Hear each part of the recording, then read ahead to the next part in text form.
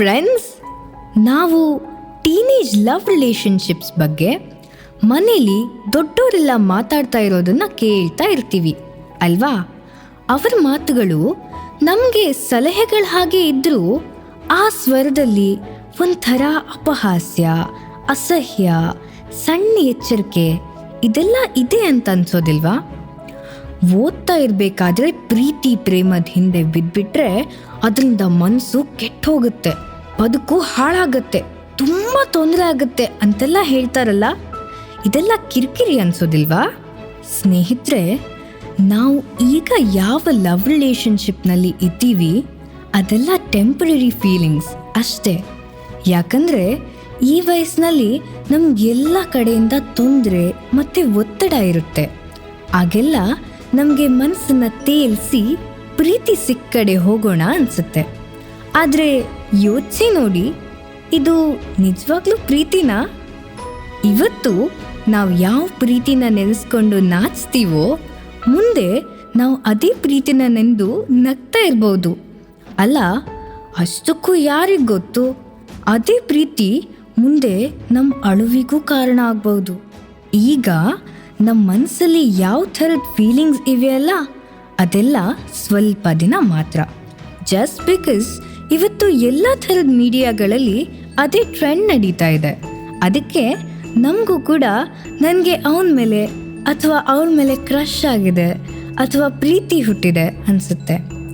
ಈಗ ಇಮ್ಯಾಜಿನ್ ಮಾಡಿ, ನಮಗೆ ಈ ಪ್ರೀತಿ ಪ್ರೇಮ ಅಂದರೆ ಏನಂತ ಗೊತ್ತೇ ಇರೋದಿಲ್ಲ.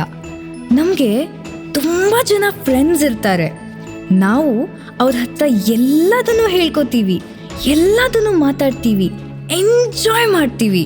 ಆದರೆ ಗೆಳೆತನ ಮಾಡ್ತೀವಿ, ಫ್ರೆಂಡ್ಶಿಪ್ ಮಾಡ್ತೀವಿ, ಪ್ರೀತಿ ಪ್ರೇಮ ಅಲ್ಲ. ಇದನ್ನೇ ನಾವು ಈಗಲೂ ಮಾಡಬೇಕು ಫ್ರೆಂಡ್ಸ್. ಈ ಭೂಮಿ ಮೇಲಿರೋ ಅತ್ಯಂತ ಬ್ಯೂಟಿಫುಲ್ ರಿಲೇಶನ್ಶಿಪ್ ಅಂದರೆ ಫ್ರೆಂಡ್ಶಿಪ್ ಮಾತ್ರ. ಆದರೆ ಲವ್ ರಿಲೇಶನ್ಶಿಪ್ನಲ್ಲಿ ಪ್ರಾಬ್ಲಮ್ ಏನು? ಇದೇ ನಿಮ್ಮ ಪ್ರಶ್ನೆ ಅಲ್ವಾ? ಕೇಳಿ, ಪ್ರಾಬ್ಲಮ್ ರಿಲೇಶನ್ಶಿಪ್ನಲ್ಲಿಲ್ಲ, ನಿಮ್ಮ ಮನಸ್ಸಲ್ಲಿರುತ್ತೆ. ಹೌದು, ಈ ವಯಸ್ಸಿನಲ್ಲಿ ಹಾಗೆಲ್ಲ ಆಗೋದು ಸಾಮಾನ್ಯನೇ. ನಮ್ಮ ಫೀಲಿಂಗ್ಸು ಇವತ್ತು ಒಬ್ಬರ ಮೇಲಿದ್ರೆ ನಾಳೆ ಇನ್ನೊಬ್ಬರ ಮೇಲಿರುತ್ತೆ, ಮತ್ತೆ ಇದನ್ನೇ ನಾವು ಪ್ರೀತಿ ಅಂದ್ಕೊಂಡು ಬಿಡ್ತೀವಿ. ಈ ತಾತ್ಕಾಲಿಕ ಆಕರ್ಷಣೆ ಮೊದಲು ಖುಷಿಯಾಗಿ ನಂತರ ಆಪತ್ತಾಗ್ಬಿಡತ್ತೆ. ಆಮೇಲೆಲ್ಲ ನಮಗೆ ಜನರ ಜೊತೆ ನಮ್ಮಿಷ್ಟದ ಹಾಗೆ ಇರೋಕೆ, ಎಂಜಾಯ್ ಮಾಡೋಕೆ ಆಗೋದೇ ಇಲ್ಲ. ಯಾಕಂದರೆ ಈಗ ನಾವು ನಮ್ಮ ಜೊತೆಗೆ ನಮ್ಮ ಪಾರ್ಟ್ನರ್ ಬಗ್ಗೆ ಕೂಡ ಯೋಚನೆ ಮಾಡಬೇಕಲ್ಲ. ಆದರೆ ನಮ್ಮ ಪಾರ್ಟ್ನರ್ ಥಟ್ ಅಂತ ಬದಲಾಗ್ಬಿಟ್ರೆ, ನಮ್ಮ ಮೇಲಿನ ಪ್ರೀತಿ ಕಡಿಮೆ ಆಗಿ ದೂರ ಆಗಿಬಿಟ್ರೆ? ಸ್ನೇಹಿತರೆ, ಈ ಟೀನೇಜ್ ರಿಲೇಶನ್ಶಿಪ್ಸ್ ಸಿನಿಮಾದಲ್ಲೇ ಚೆನ್ನಾಗಿರ್ತವೆ, ರಿಯಲ್ ಲೈಫ್ನಲ್ಲ. ನಿಜ ಜೀವನದಲ್ಲಿ 100ರಲ್ಲಿ 2 ಕಪಲ್ ಮಾತ್ರ ಮುಂದುವರಿತಾರೆ.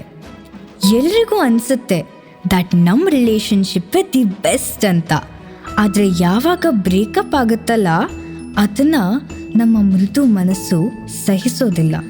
ನಾವು ಟೀನೇಜ್ನಲ್ಲೇ ಇಷ್ಟೊಂದು ಟೆನ್ಷನ್ ತಗೊಂಡ್ರೆ ಮುಂದಿನ ಜೀವನದಲ್ಲಿ ಏನು ಮಾಡ್ತೀವಿ? ಅದಕ್ಕೆ ಡಿಸ್ಟ್ರಾಕ್ಷನ್ ಆಗೋ ಈ ಅಟ್ರಾಕ್ಷನಿಂದ ದೂರ ಇದ್ಬಿಡೋಣ, ಗೆಳೆತನ ಮಾಡೋಣ, ಎಂಜಾಯ್ ಮಾಡೋಣ, ಮತ್ತು ತುಂಬ ಎಂಜಾಯ್ ಮಾಡೋಣ. ಹಾಗೆ ಅಂಥ ಬಿಟ್ಟು ಬಿಡದೆ ಕಾಡೋ ಜನ ಇದ್ದರೆ ಅವ್ರ ಬಗ್ಗೆ ನಮ್ಮ ಪರ್ಸ್ನಲ್ ಡೈರಿಗಳಲ್ಲಿ ಗೀಚಿ ಖುಷಿಯಾಗಿದ್ಬಿಡೋಣ. ಓದೋ ಜವಾಬ್ದಾರಿ ಇರೋ ಈ ಕಾಲದಲ್ಲಿ ಅಂತಹ ಸಂಬಂಧಗಳಲ್ಲಿ ಬೀಳದೇ ಇರೋಣ.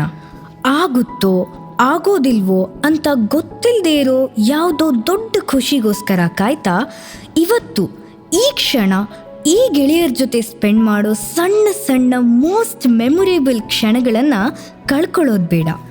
ಭಗವಂತ ನೀಡಿರೋ ಒಂದು ಜೀವನವನ್ನು ಕಡಿಮೆ ರಿಗ್ರೆಟ್ಸ್ ಜೊತೆ ಕಳೆಯೋಣ friends. All the best. Thank you.